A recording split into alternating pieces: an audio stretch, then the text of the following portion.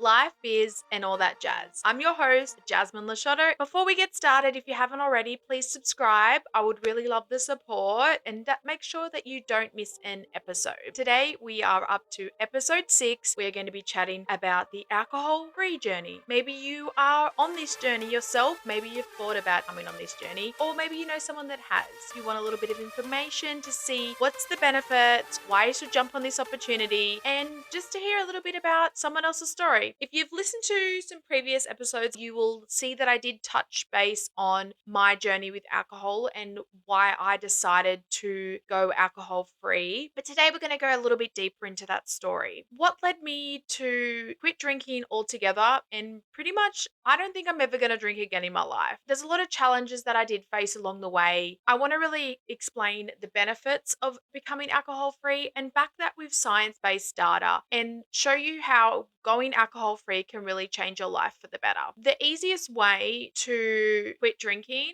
and begin your sobriety journey is to really understand your why. And that's what I had to get really clear on. I had to break down my why and see why I wanted to stop drinking. What were the reasons why? And many of us, we're always motivated by different factors to be clearer, to be more fulfilling about life. And sobriety reveals just how much alcohol has a mask on a lot of our pain and trauma. And it really does hijack our brain's dopamine system. Dopamine is a feel-good chemical. It's naturally released through activities that we enjoy, like exercise, working towards our goals, hobbies that we enjoy, spending time with people we love. However, alcohol spikes dopamine unnaturally, and it creates a temporary high that feels good that we can't sustain, and it ultimately reduces our brain's natural dopamine production. This leaves everyday joys making us feel flat, and that's where studies have shown that chronic alcohol use can decrease your baseline of dopamine up to 20% and really making it hard for you to get that joy out of normal activities that you usually used to feel joy from and fulfilled. Alcohol also impairs our prefrontal cortex, and this is the part of the brain that's really responsible for self-control and decision making. This really helps us stay committed to our choices, and if we are constantly affecting our prefrontal cortex by regular drinking, it really weakens it and it leads to impulsive actions and behaviors that probably feel a lot out of character, and we'll often look at times when we are sober and may reflect on times when we were drunk. We would think, why did we do that? Why did we make that decision? There's a lot of research as well that indicates that heavy drinking can reduce your prefrontal cortex by up to 10%,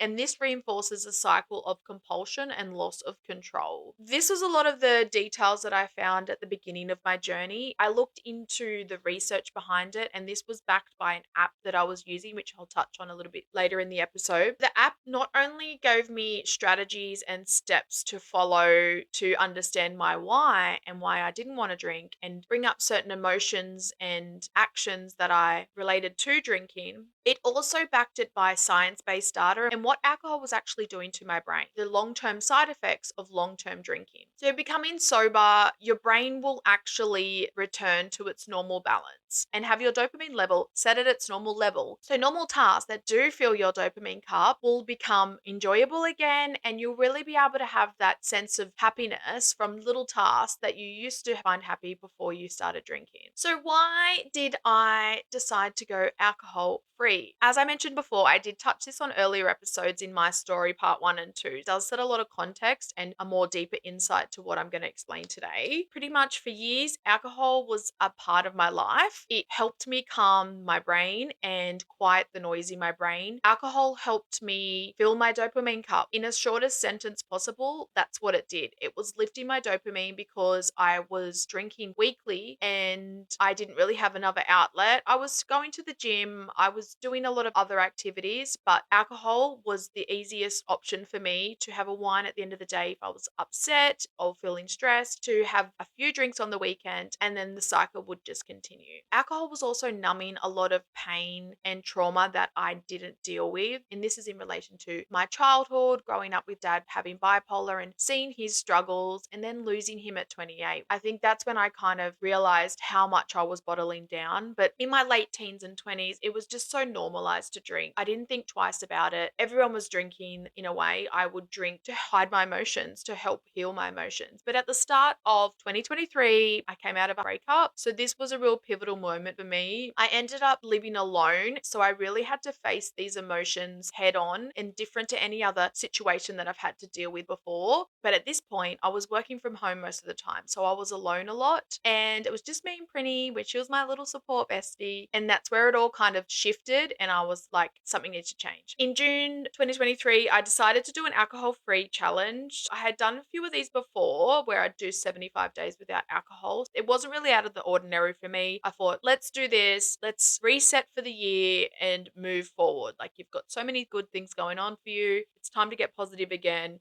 shift your mindset.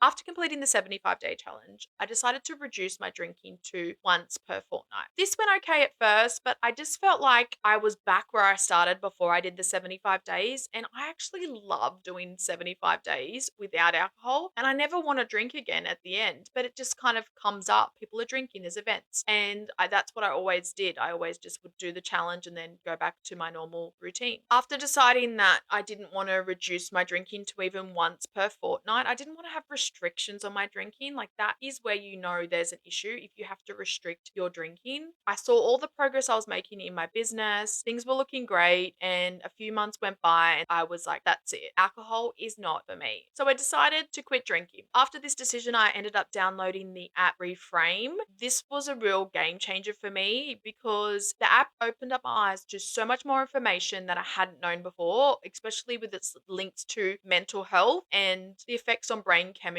and organ health. So I knew it affected my mental health. I knew alcohol was a depressant. I knew all the basics, but I didn't know the specifics deep down to the dopamine levels. And there was just a lot of other data that I didn't really know. I really knew that I didn't need to have alcohol to pair with my food. I didn't need alcohol to go into social settings. I didn't need alcohol to make me happy anymore. And that was a really big realization.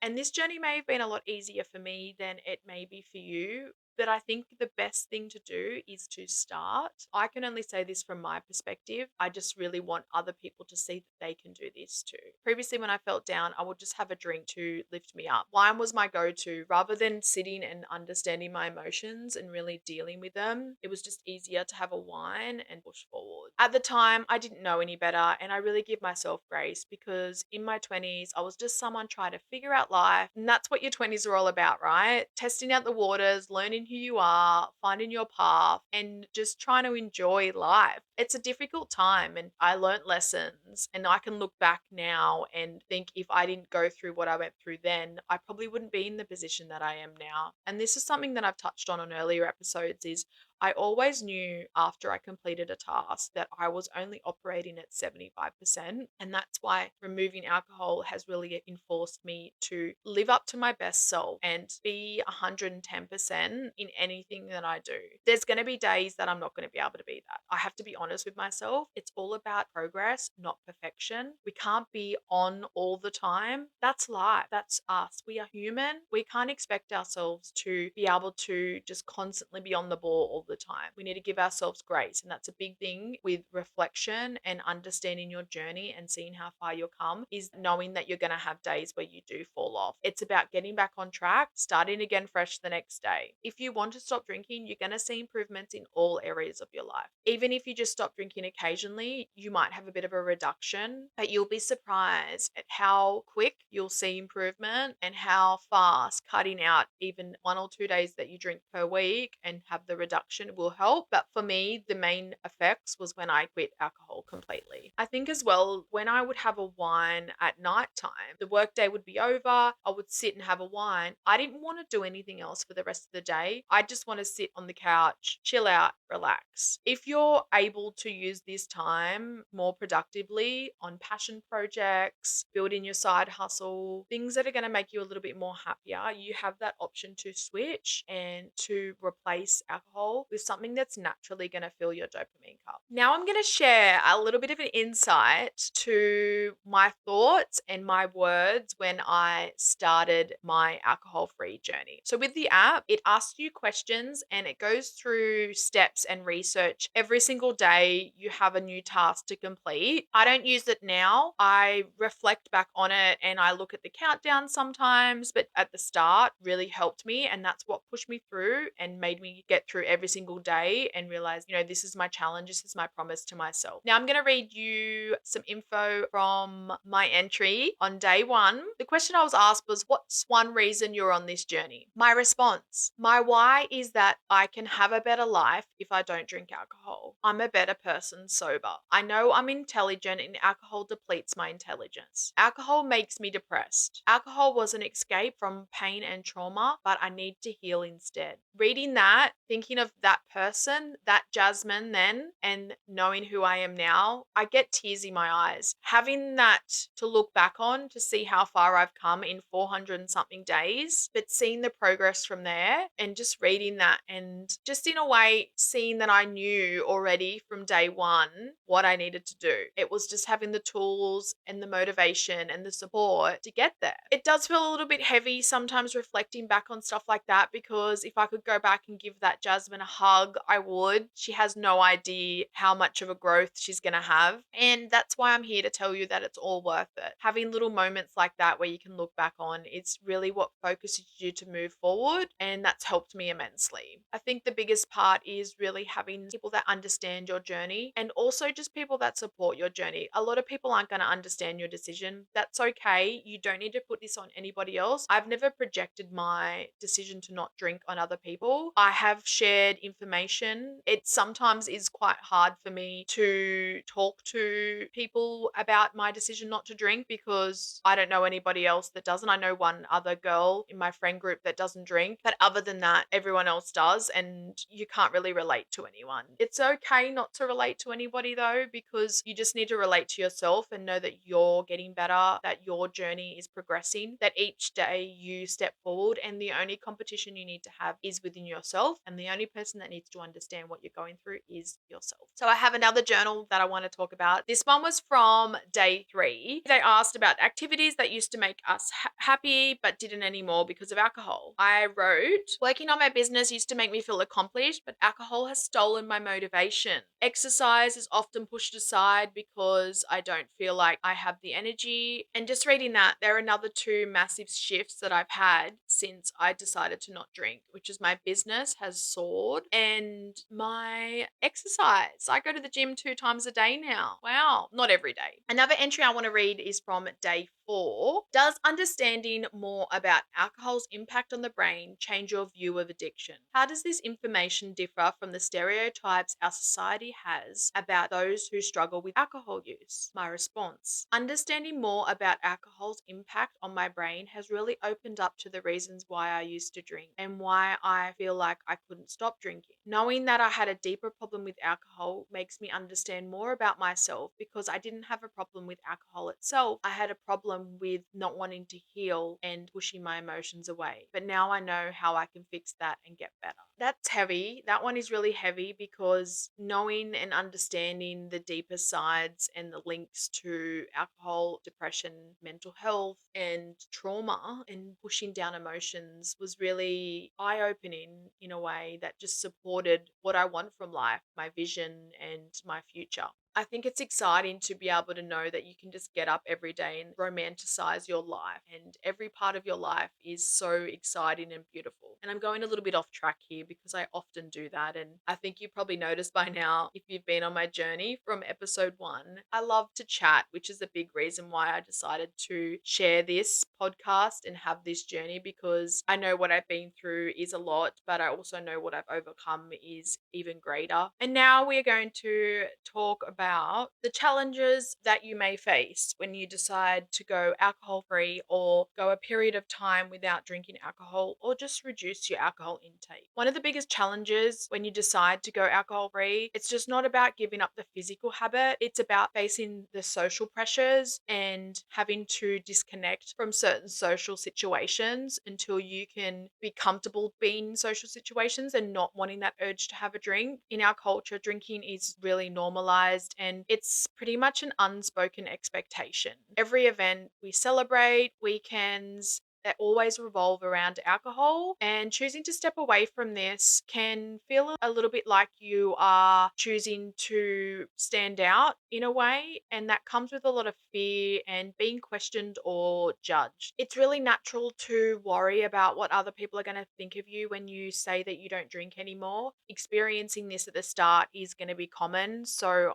I'm expressing everything from a perspective of what I went through to be ready and to really have that step in front in your journey to becoming alcohol free. I think the biggest thing you need to remember is the discomfort is only temporary. While it's not going to be easy, it will get easier. The freedom you get from choosing to become alcohol free is going to be lifelong. It's going to be lasting forever, and you're not alone on this journey. I'm always a DM away. If you need support or a question or anything like that, I'm always there. Nothing worth having is easy. And I will say this over and over again, it's all about progress, not perfection. You're also probably going to experience a lot of emotional boundaries and uncovering a deeper sense of why you used to drink. This is for anyone that struggles with their mental health. And the main reason why I'm doing this podcast is for you. It is for you to see that there is ways of getting through the struggles and dealing with your mental health in a healthier way. Because when it comes to alcohol, having that as a way to numb the pain, to numb the trauma, you're not going to have that anymore. So removing that, you're not going to be able to dull the pain, and you're kind of left with facing everything head on. It can be really uncomfortable, painful, and it's also going to be incredibly freeing because you know that you no longer need anything else but yourself to heal and make yourself feel better. The journey to alcohol free is not about quitting drinking, it's about reclaiming parts of yourself that have been hidden for far too long. Relationships are also going to be an effect on your alcohol free decision because choosing to live alcohol free, it opens up new perspectives and new relationships, but it can also close old relationships. And this one can be harder than it is to talk about because it's not easy to dissociate yourself from someone that you've known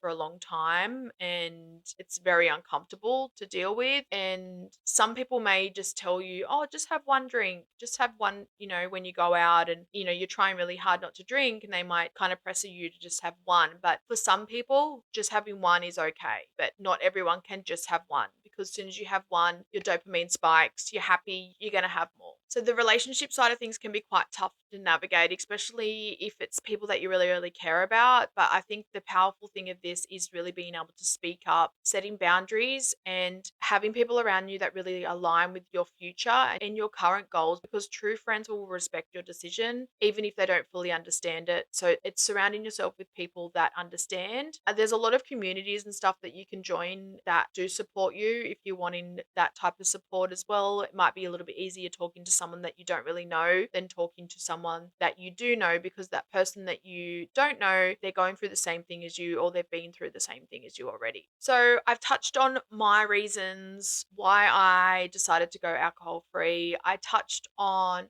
some of my journal entries, which were hard to share, but I knew that I needed to share them, and also just the challenges of going alcohol free. Now, I just wanted to have a little bit more of a chat about the benefits of going alcohol free, and one of the biggest benefit is the mental clarity and focus. And this really starts to emerge from the first week in. Brain fog reduces, your mood begins to lift, you feel sharper, your focus is more on point, your decision making is stronger, and you're not going through the highs and lows. It's really starting Monday clear, goals are set, you're on a mission. Imagine waking up every single morning not hungover at all, not feeling the fog of one drink. There's so many benefits, and the benefits are always going to outweigh the benefits to drinking, because to me, there's no benefits to drinking. Your mental health is probably one of the biggest shifts that you will notice, other than the physical appearance as well. And as the days and weeks go by, you will start to notice your anxiety will decrease, or you will be able to take control of your anxiety a lot easier. When your mind starts to wander off or you start to overthink, it's having that control and saying to yourself, you're overthinking, and noticing what you're doing other than going into a deep dive and spiraling downhill. There's also a stability with your emotions without alcohol. No longer feel stuck in a cycle of your emotions, and instead you feel more centered and more in control and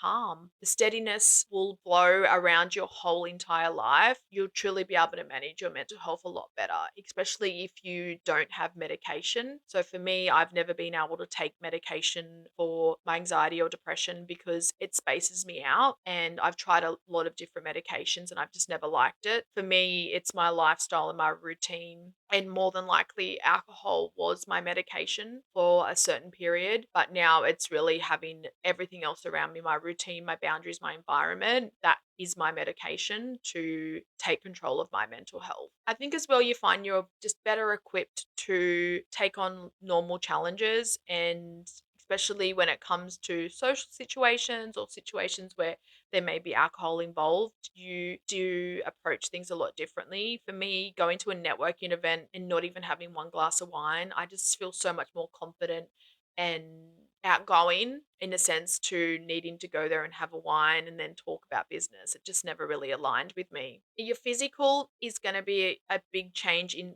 the way that you look, and we're not all about vanity metrics, but it doesn't just improve your mind, but you'll really have an effect on your body as well, and you'll sleep a lot better. You'll wake up with more energy. You feel stronger physically, and constantly your body and your organs constantly get healthier and healthier, not having to process alcohol, because the effects that alcohol does on every single organ are really detrimental to your health. I'm going to touch more on this in part 2 because this is a long one and we're going to do it in 2 parts. We'll touch more on the actual effects it does on your liver, your pancreas, your heart, your brain in such. And for me, the brain was always a big one. I think it's about choosing a healthier lifestyle and not just having a healthier mind, but having a healthier body as well. And then becoming the vibrant version of yourself is what you can do when you do decide to go alcohol free. That's going to be the end of part 1. So if you are considering to go alcohol free, just know that each step is a step forward. No matter how big or how small, each step brings you closer to the person that you're meant to be. This path isn't about perfection, it's about progress, and you don't have to do it all alone. Whether you're starting out or you're already on your way, know that choosing to live alcohol free is a powerful act of self love and self respect. And I'm here cheering you on every step of the way. Part 2, we're going to go into science, more statistics, and some exciting findings in relation to blood types and drinking alcohol, which also helped along my journey. So thank you for tuning in to today's episode. It means the world to me that you're showing your support. If this resonates with you or someone else, I would love if you could share it. And also, if you didn't mind taking a few minutes out of your day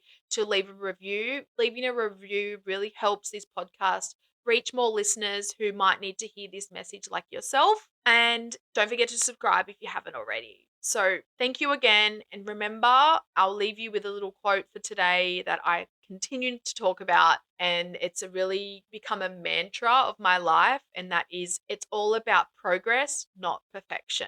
So I'm excited to chat with you next week. Have a good week.